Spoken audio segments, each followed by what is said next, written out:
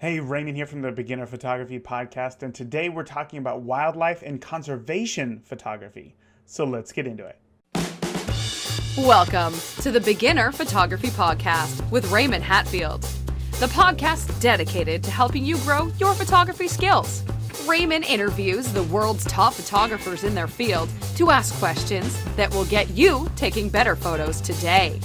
Now, with you as always, husband, father, home brewer, LA Dodger fan, and Indianapolis wedding photographer, Raymond Hatfield.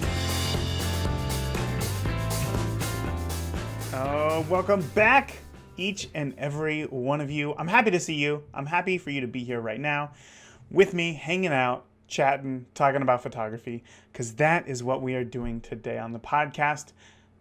Like every week, I guess. So it's not just today, it's every day. So this is just another great episode. This is another episode that I gotta be honest, I love what I do. I really do, and today is no exception. You guys are gonna get a lot out of this interview, and because I interview somebody who I've never interviewed before in this genre of photography, wildlife and conservation photography. I've tried to get other wildlife photographers on here. They're busy. They're in other remote parts of the world. And it just so happened that with today's guest, our calendars lined up and we made magic. We made magic. So I know that you guys are going to really enjoy this episode. But first, I want to give a shout out to a recent iTunes review. I love these. I love iTunes reviews. Whenever I see a new review, I get like warm inside. I know that sounds dumb. It's not the beer, I promise. It's the joy that I get from hearing your take on photography, learning photography in the podcast itself. So today's iTunes review comes from Mick Grody Danny #1. Mick Grody Danny, I don't know who you are, but all I can say is thank you for your review. He says, or maybe she says, I don't know, they say, this is such a great resource for anyone trying to get into photography or are already a photographer. So many topics are discussed, many of which I tried to wrap my head around that aren't even related to photography or using a camera. For example, one topic was all about photography contracts and the many scenarios that could occur.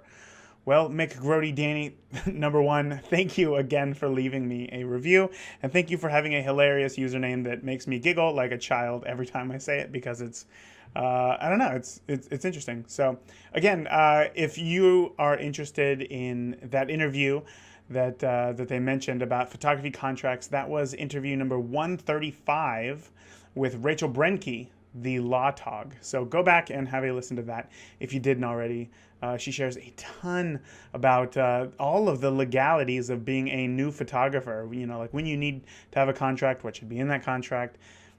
We talk a lot about money. So again, if you're interested, go back and have a listen. Okay, we're going to get into today's interview, but before we do that, I have to make a bit of a disclaimer. Today's audio is not the best. I have tried everything to work it out, but we did have some technical difficulties when recording, and something went haywire. So again, I did my best. It is not the audio quality of episodes past, but I know that you are still going to be able to get a ton out of this interview. So just know that the audio goes from good right in the beginning to, well, it just drops off really quick. And again, I did my best, but I'm not an audio engineer. This is not the Beginner Audio Engineers podcast, okay? I did my best, and I hope that you can still get a lot out of this interview. But once again, I will say that there's specifically, if you're in your car right now, please listen up. There's specifically one moment pretty early on where I believe on Rory's end, there was a horn honking outside of his window, and it startled me. And I'm standing here stationary in an office. So if you're driving a car, it may, and in fact probably will, startle you. Why was that hard for me to say? So just don't go looking around, figure out who you're going to cut off in traffic because it's the audio. So that's it. That's all that I can say about that. We're going to get into this interview right now with wildlife and conservation photographer Roie Galitz. Today's guest is Roie Galitz. an award-winning wildlife and conservation photographer whose life mission is to shoot photos that speak for those who cannot speak for themselves. Having shot endangered animals all around the world, I'm so excited to talk about how we can make a difference in the world with our cameras. Roy, thank you so much for coming on the podcast. Thanks for having me. Of course. Before we get started, I want to know, in your own words, what is wildlife and conservation photographer? So I'd say it's a form of communication, first of all, because you're telling stories. I mean, we've all seen what the nature is. We've all seen the struggle those animals are going through on a daily basis. We've all seen our impact. So for me, photography is a way to communicate that into viewers worldwide, because the animals can't speak for themselves. And many people write about it, but nothing is stronger than your eyesight. Nothing is stronger than hardcore visual evidence of storytelling on what's going on in the field. That's what it is for me. So I've seen your talks, and I know that obviously you know not only a lot about the ecosystem that these animals are in that you're talking about, but you're also a very talented photographer. So I got to know, what was it that came first? Was it the love of photography, or was it the love of conservation? Well, of course, the answer is one. It's the love of photography, because I fell in love with photography, and photography has broadened my horizons in such a profound way that I finally found a way to share my world perspective, the way I see and feel the world. And it gave me tools to experience the world in a more enhanced way. So photography and the passion for photography came first. And at the beginning, I was photographing everything and anything. I was addicted. I was obsessed. I'm not shy to say the word obsessed. And the love for nature came during that period, and it became my primary focus in photography around 2006. Until then, I was doing everything since 2003 to 2006. I even shot some commercials. I've done some commercial work, some portraits, but the two loves for wildlife, nature, and photography got together and just happened very naturally, so to speak. So when you first picked up that camera, I want to know, what was the hardest part about photography from a technical standpoint for you to learn? To be honest, the technical side was the easiest one for me. I just, it all felt so logical, so simple, like the way it should have been. And actually the creative side was my bigger difficulty. Mm-hmm. That's where I struggled. That's where I was fighting to find my own voice, my own input. It wasn't the technical side. The technicality was always easy for me, but the creative side is a lot more. So when it came to the creative side, was it your early photos that you looked at and you just realized that they weren't where you saw others, where their photos were? Or what was it that led you to start focusing on the creative side? Well, I used creativity through technique. I thought that, well, for me, first of all, photography was a way to experience the world in a enriched way. But in order to get to that point, I used technique as my tool for creativity. Because for me, if you show somebody the world as it isn't that interesting, because they already see it that way, because that's the way it is. So I wanted to show the world in a different view. So I started doing and experimenting with macro photography, insects, bugs, and so on. I started doing some landscape. I got into infrared photography. and HDR, which is like, I think every photographer falls into that ditch. Right there in the beginning, yeah, for sure. Yeah, and then you get out and you see that it's all really the worst kind of thing. But we all did it. It's okay. Everybody started photographing flowers and cats. Yeah. Some still do, but you continue onwards. So I used the technique to find my different view, to show the world in a different way, as other photographers are looking at the world in a different way and showing it creatively without technique. So I started aspiring in that direction. I started looking into other photographers' works and post-processing. So I think that's it's still my challenge, because every time I try to show things differently. I've been doing that ever since. It's a going struggle, and I don't think there is any photographer who doesn't struggle with it, because it's the holy grail. Because you want to show something new. Because if you're showing more of the same, you're irrelevant. You're not interesting. You've got to experience. You've got to experiment. You've got to show the world in a different view. Wow. And I think it will never finish, that struggle.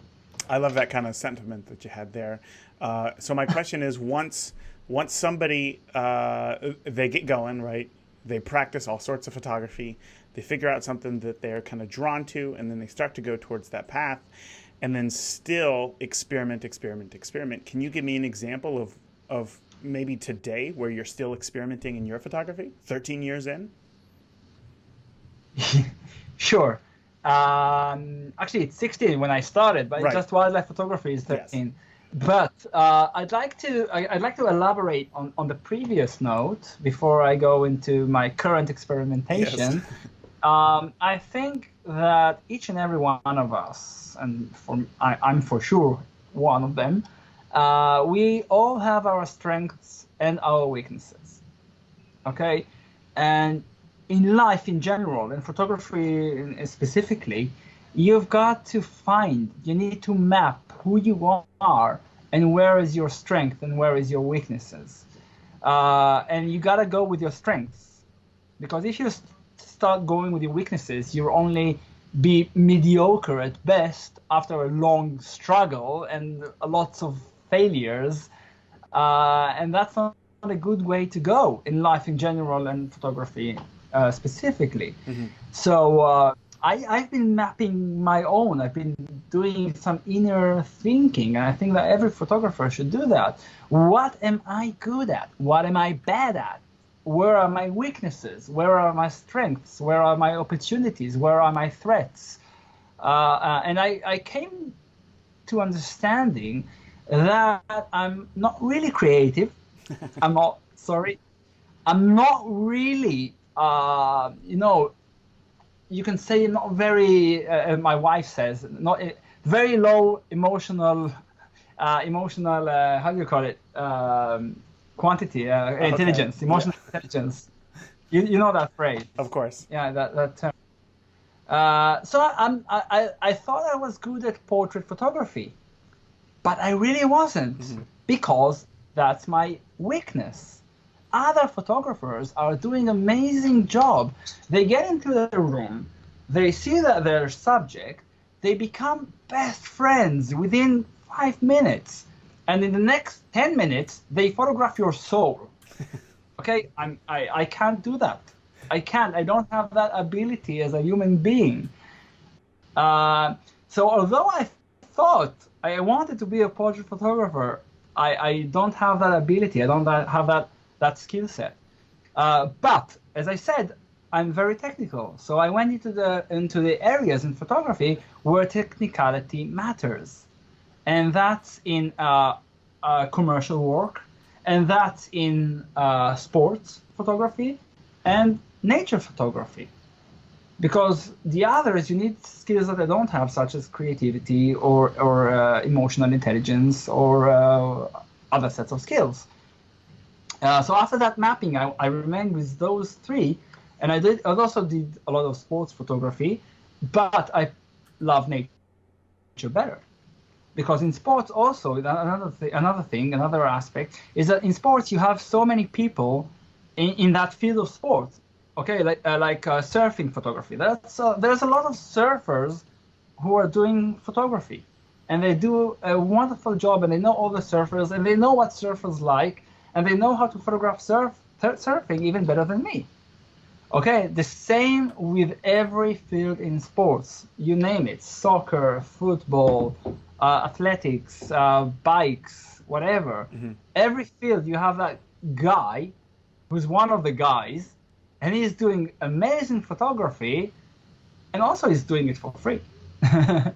So I think that I couldn't compete in that field, and that's one more reason I went into wildlife photography, into nature photography. So it all combines, and that's the reason why I went to nature photography. You know, I think that story. I'm sorry, real quick. I think that story is really going to resonate with a lot of listeners of the podcast. And I shared this last week. I sent out a survey to my listeners, excuse me, asking a series of questions. And one of the questions was, do you think that you are creative? And 70% said that they felt like they were creative, but 30% said that they felt like they were not creative. And I don't know, maybe it's just me because this is who I am, but I was trying to wrap my head around that. Trying to figure out like that bundle, but hearing your perspective kind of fills in those gaps for me.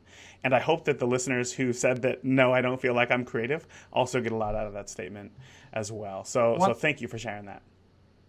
That's great, because I think that when asking people, there was a survey asking students to rate if they are above the average in their class or below the average of their class.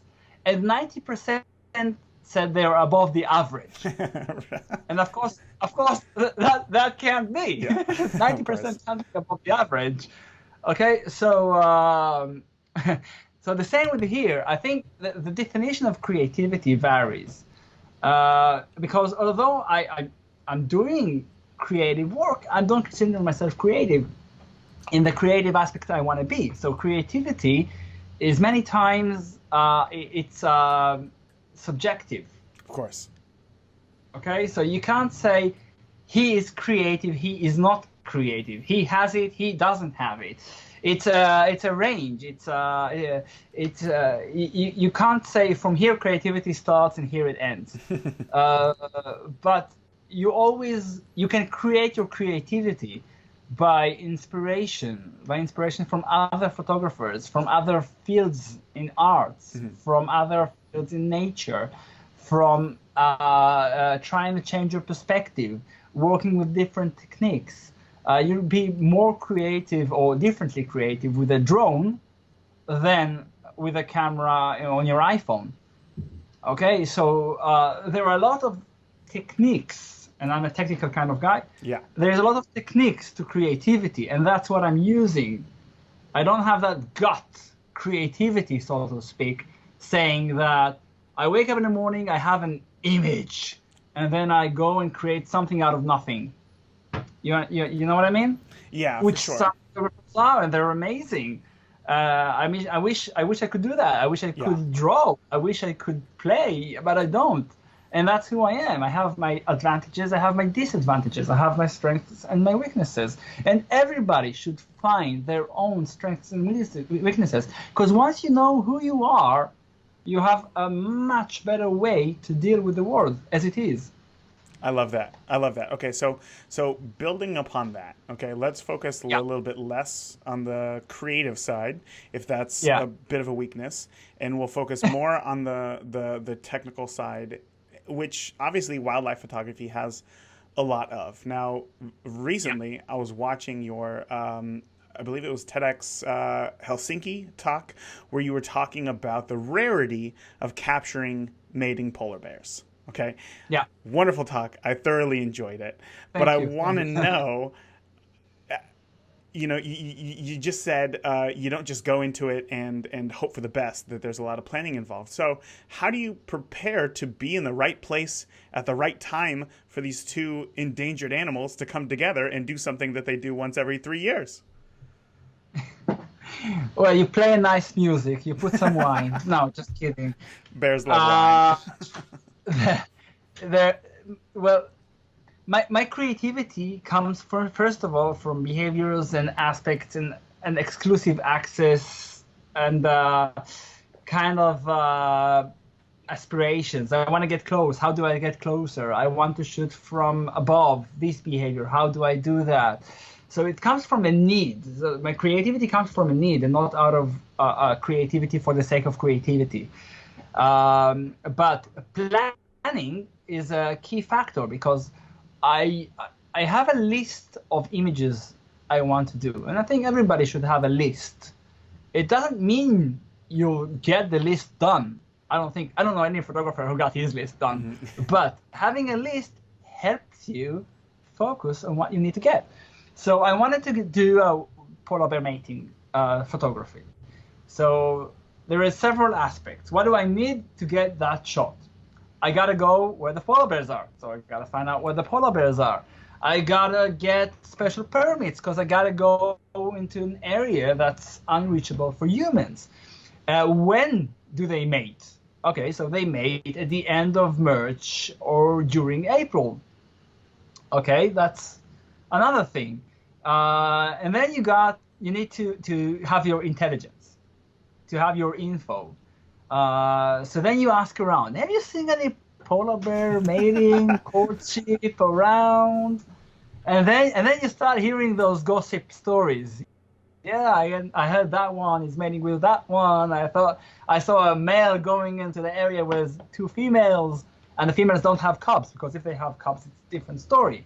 Without cubs, the females release pheromones, which the male can recept, and they have this Jacobson organ at the top of their palate. And then they approach the females, and then they mate. So once you have all that information, when you have that schedule, your permits, your logistics, everything around it, it's all the matter of just going out there, hoping for the best, and capture it. Okay, hold on. Before you go any further, there has to be more than just hoping for the best, because I'm sure that, especially when it comes to location. But it doesn't mean that it's going to happen. Right, exactly. But so that was exactly what I was looking for. All of that planning was exactly what I was looking for in that answer. But now, more specifically, I want to know, how did you choose the spot that you decided to be in, knowing that there would be polar bears that would show up, if that makes sense? Well, you go where the polar bears are. You don't choose. And you don't choose anything. Right. So do you track these polar bears until they see each other and then set up? Yeah. Well, first, I've had the information of, after I told you everything, I've had the information of mating polar bears. So I knew in what area, what fjord in Svalbard they're supposed to be. So that's where I had to be. That's where I had to go. And I've had amazing specialists, top of the line specialists, which I've been working with also on the BBC film Snow Bears that came out last Christmas, also in the US on PBS Nature. So we've had all this experience. Actually, to be honest, I'm going there again on Saturday. Oh wow! Yeah. What is it for this time? Sorry? What are you hoping to get out of this trip? Oh, I can't tell you until it's over. What a tease! Okay, I get it. It's something with white bears. Oh, another form of white bear. Okay, I got it. No, it's the same. More of the polar bears, but I've got some more behaviors and more things that I'm hoping for. But you never know. Again, nothing is certain. Nothing is guaranteed.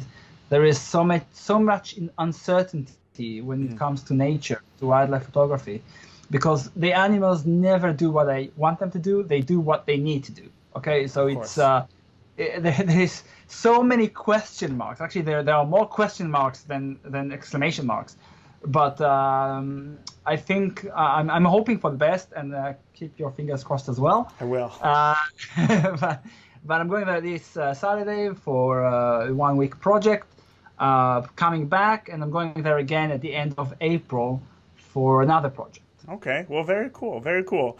I guess that kind of brings me to one of my next questions, which is, how does the career side of being a wildlife or conservation photographer work? Because as a wedding photographer, couples come to me, they ask me to shoot their wedding, they pay me money, I show up. End of day. That's a good plan. Right? Yeah, not too bad. But I know that other photographers, lots of street photographers, they go out on their own, they do their own work, they shoot what they want, they come back, and then they sell or license their images. So from a wildlife photography standpoint, how does the career side work for you? Hey, Raymond here. And if you're listening to this, it means that you are listening to the free version of today's podcast, which means that you are missing out big time. You know, if you become a premium member, not only do you unlock the full interview with today's guests, where they share so much more valuable information on how to become a successful photographer, but you also get access to the entire back catalog of past interviews with some of the world's most renowned and experienced photographers, who open up and share how they got to where they are and what they would do if they had to start all over again today. Now, if you want to find out, become a premium member by heading over to patreon.com/beginner photography podcast, or just head on over to beginnerphotographypodcast.com and click the link on our homepage. That's it. I hope to see you there. Yeah. You obviously got into the conservation side of photography to help make a change in the world, right? Like you said, for those, you want to speak for those who cannot speak for themselves. So can you tell me about a time where you have seen one of your photos make a difference in conservation efforts? Well, first of all, it started in 2014 when I started seeing things for myself that are disturbing. Seeing less polar bears, seeing hungry polar bears, seeing less ice. So that got me into that conservation aspect of photography, because I felt like I've seen too much to ignore it. I've seen too much to say this is not happening. And for me, as I said in the TED Talk, I meant it, that global warming was 2 words to just read about and hear about. And suddenly there it is, it's real.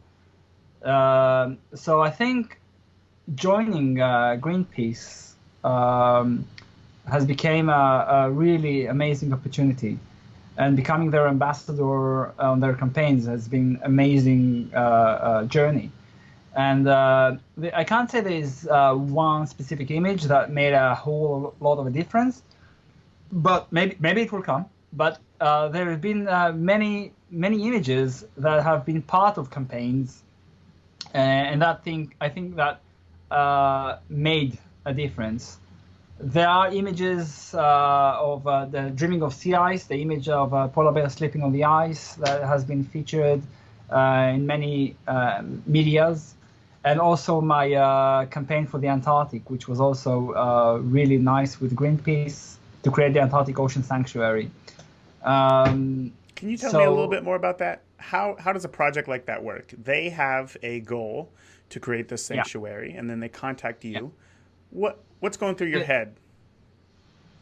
Oh my God, yes. Yeah. Okay, that's what's going on my head, just to be to set it straight. But Greenpeace has asked me if I would like to participate in that campaign, and I said absolutely yes. And I gave them my material from the Antarctic. We created with Greenpeace Israel wonderful videos explaining about the Antarctic Ocean Sanctuary and its purpose, what's the threat and what's the solution, along with other Greenpeace ambassadors who have been doing amazing work. Greenpeace has gathered millions of signatures on the campaign, on the petition, and got the countries who are involved in the Antarctic Pact to vote about the sanctuary. 22 out of 25 countries voted yes. 3 voted no. So the ocean sanctuary didn't materialize. Maybe it will in the future. But Greenpeace has made the organization for krill harvesting made a commitment to make a commitment not to harvest krill in the ocean of Antarctica.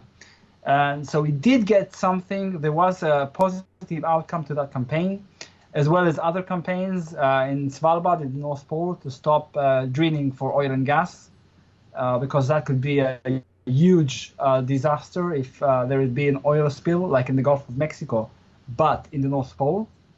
So that has also been a very successful campaign by Greenpeace and other organizations as well. So I think photographers, I mean, not just me, I'm one of many who are doing amazing work. Photographers are the ambassadors, I can say, of nature. Photographers convey a message that is much stronger than words, because seeing a hungry polar bear like the one shot by Paul Nicklin last year, starving near the barrels and the debris, gets huge attention from the international community, a lot more than another article in the news, because people believe what they see, and that's what photography is. So when they came to you with this idea of this sanctuary and asked you to do the campaign, I kind of want to know what was their goal for you? What did they want out of the photography, and how did you take what they wanted and turn it into that? So first of all, I can show you the campaign itself. It's a really nice campaign, very informative. And what they wanted me to show is to explain what's going on in Antarctica, what is the threat, and what is the solution. So we had to go through a 3-stage video. And the goal is to get as many signatures on the petition as possible. So again, photography is it's a way to communicate. So yeah. That's my job in this campaign. That's my goal, just to get as many people as involved as possible. Because if people care, the governments care. If people don't care, the governments don't care. Right. So, and they're the ones who write the checks. I get it. Exactly. Yeah. Exactly. So if somebody's listening right now and they really love the idea I hope they of... do. Yeah, they definitely will be.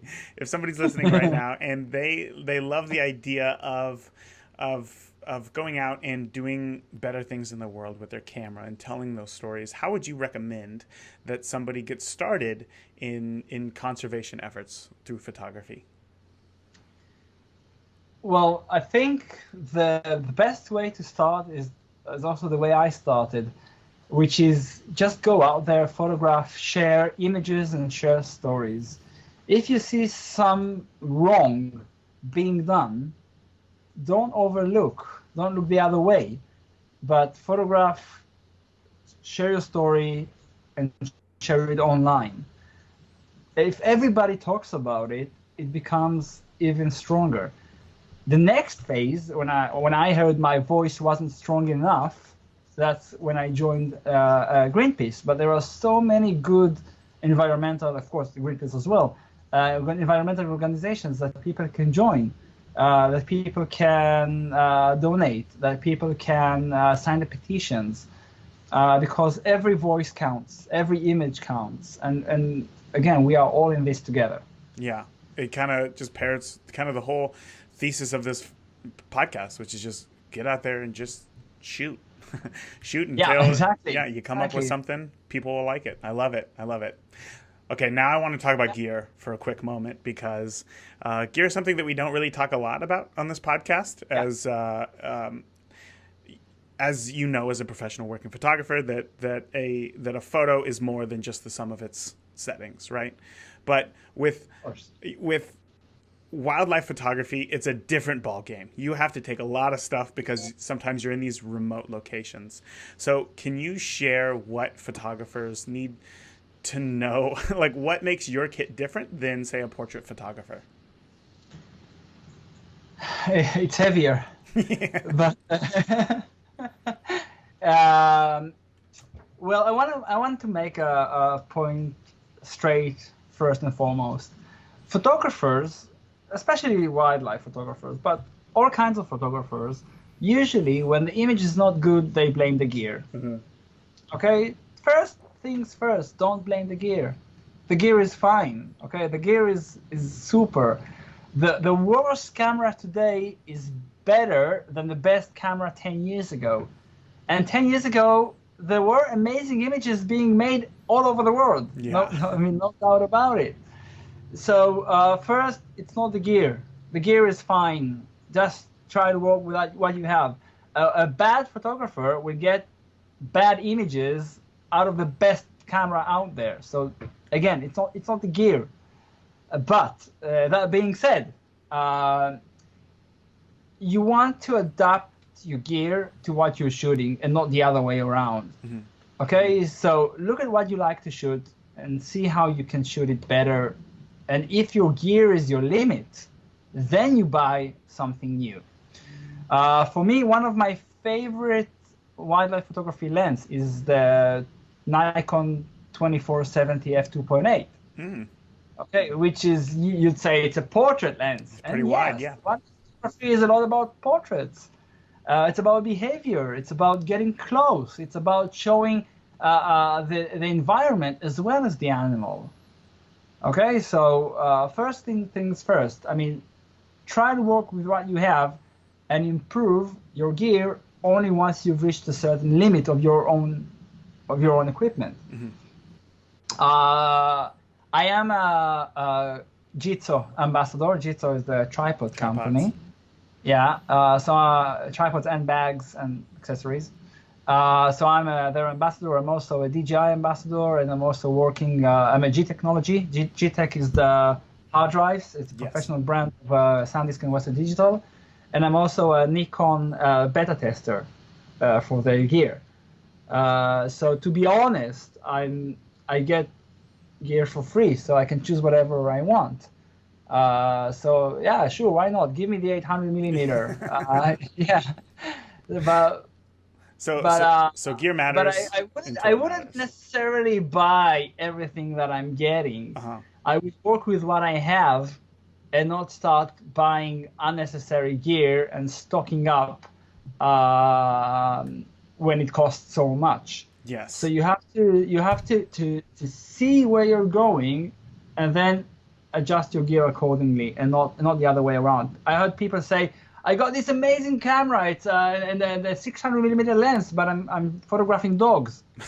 Okay, you don't need that kind of lens for dog photography. Dogs in the next state away. I get it.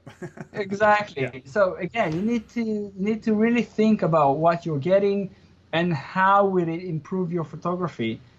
And not just go and buy whatever and work your way around it. And sometimes my gear is not just the lenses; it's also the laptop and my backups and tripods and triggers, remote, underwater housing, drone, batteries. And also clothing, because when you shoot at -30, -40 degrees, you have to have the right gear and the right gloves and the right balaclava and whatever. You've got to have your hand warmers, not for your hands, but for your batteries. So there is a lot of things you think about that are not just photography. It could be a satellite phone, but it's part of my photography gear. Yeah, of course. Yeah, what's the camera like on those satellite phones? Are they any good? Oh, no cameras. Oh man, okay, I gotcha. So I've got my iPhone with me, so. There you go. Does that still work at -30 degrees? What, the iPhone? Yeah, the iPhone. I keep it inside my suit, and I get it out, I photograph, and I put it back in. That'd be the perfect ad. Yeah, because otherwise, when the battery dies, you can't turn it on unless you charge it. Unlike camera batteries, which after you heat them up, they are full again. That's fine. So you got to be really careful with your iPhone. So for those, we kind of talked about wanting to get into conservation photography. We talked a little bit about the gear and what it takes in conservation photography. What do people need to know before going into these potentially dangerous situations with potentially dangerous animals. Don't. Well,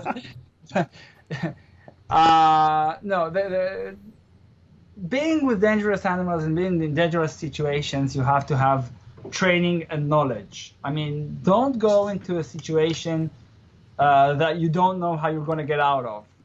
Okay, in general in life. Yes. Okay, not just photography, but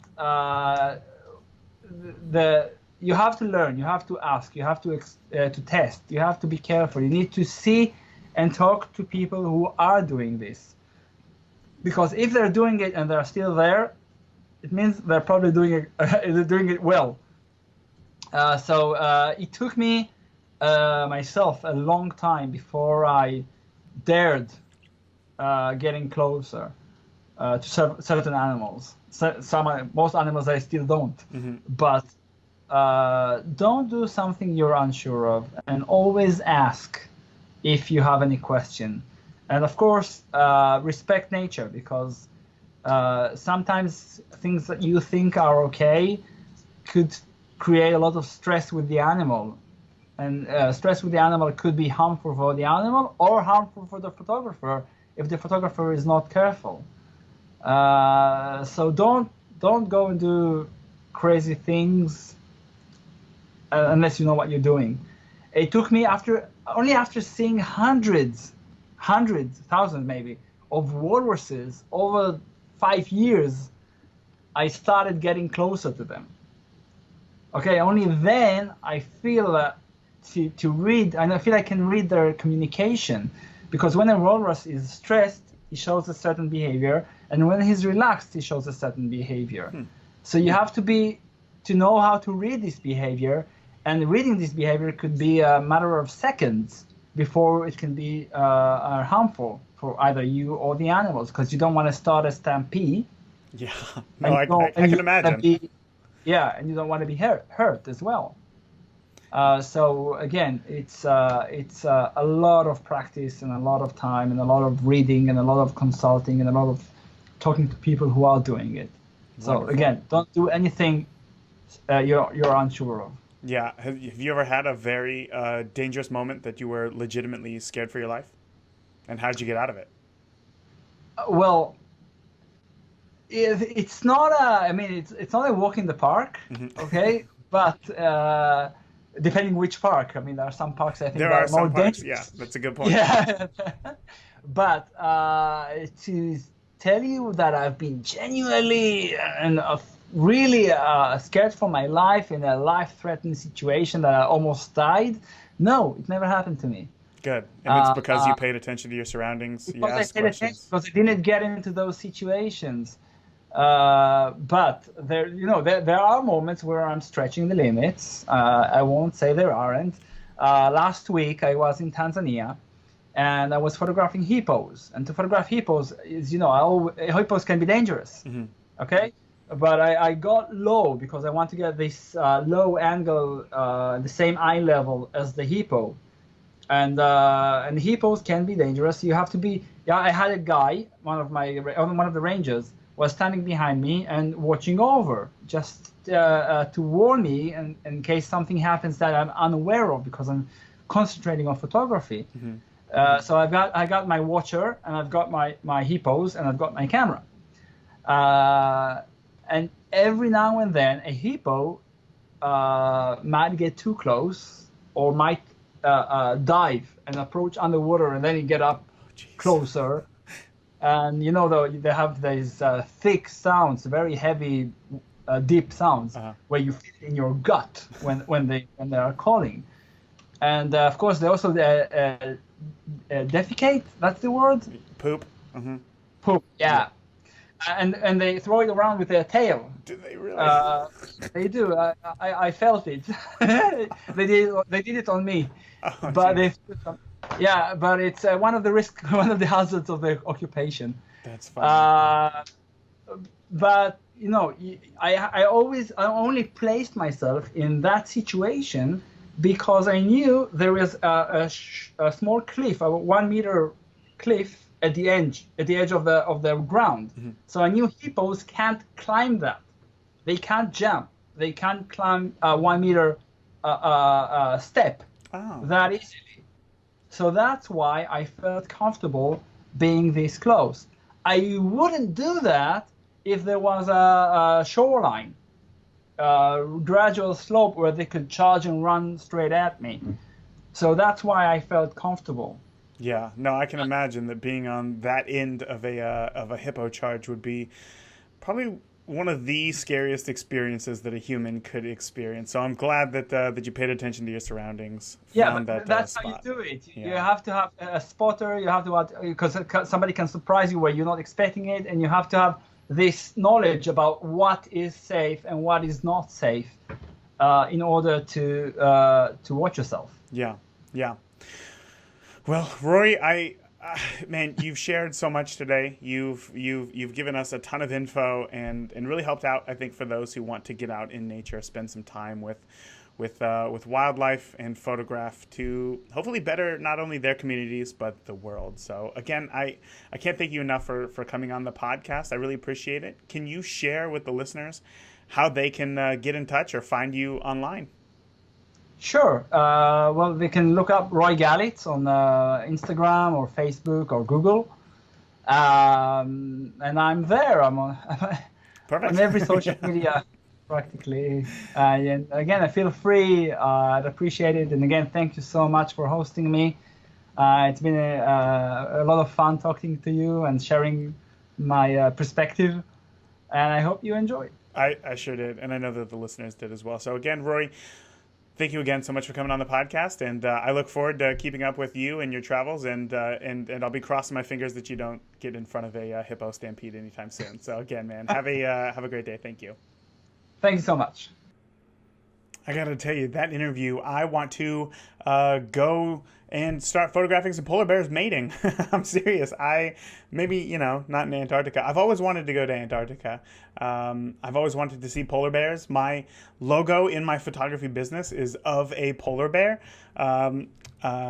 They just seem like such majestic creatures, and, having the ability to see them close up and, gain some sort of trust to be able to photograph them is just really, really inspiring to me. And I really enjoyed this episode. But my biggest takeaway was definitely the honesty, right, that Roy shared of, you don't have to be, quote unquote, traditionally creative in order to be successful as a photographer.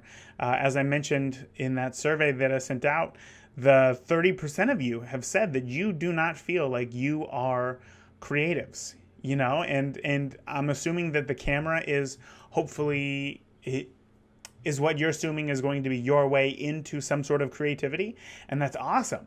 And that is awesome. But I would just parrot again that, what Roy said, that you don't have to be so far out there to be considered creative, right? You can use the technical skills to do something new and creative in your photography, because creativity is different for every single person, and it is defined in a different way depending on whatever it is that you are doing. So just keep it up, just keep it up. Put in the work, put in the time, keep practicing, and you will achieve happiness in your photography, and you're going to get to a point to where you are doing creative work to your standards, and that is awesome. I would love to know if you are one of the 30% of people that responded to the survey and said that you don't feel like you are a creative. I really want to know your biggest takeaway from this interview, if it was that or if it was something else. So feel free, please share it in the Beginner Photography Podcast Facebook group. And if you're not already a part of the Beginner Photography Podcast Facebook group, we have over 1,000 members of photographers just like you who are at their own a place in this journey in photography, and we all know that that nobody is at the same skill level. So there's no dumb questions, there's no rudeness. It is just a community of like-minded new photographers who want to help each other out. So if you're interested, feel free to join. I would love to have you. Just search Facebook for Beginner Photography Podcast group, and you will find it. You'll have to answer 3 quick questions, and then I will let you in. You'll get the golden ticket into the group, and then please share your biggest takeaway from this interview. And that is it. Okay, I am going to take off now, and I will see you all again next week. How does that sound? Sounds pretty good? All right, until next week, I want you to get out there, keep shooting, try something new and creative. I don't know. Focus on yourself and be safe. All right, that's it. I love you all. If you enjoyed today's podcast, please leave us a review in iTunes or your favorite podcast player. And continue the conversation with Raymond and other listeners of the podcast by joining the Beginner Photography Podcast Facebook group today. Thank you. We'll see you again next week.